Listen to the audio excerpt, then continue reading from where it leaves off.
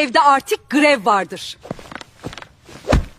Ne haliniz varsa görün. Serbestsiniz be. Oley be!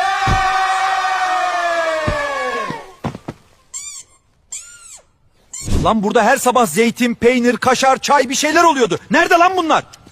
Nerede? Burada her sabah kahvaltı olurdu. Evet baba, oluyordu. Baba, He?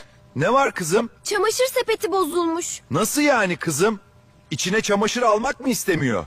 Hayır baba ya.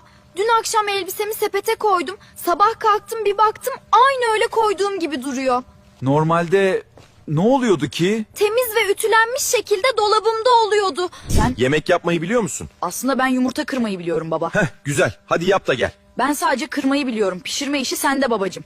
Hiç merak etmeyin. Bütün çamaşırları yıkadım. Bu ne?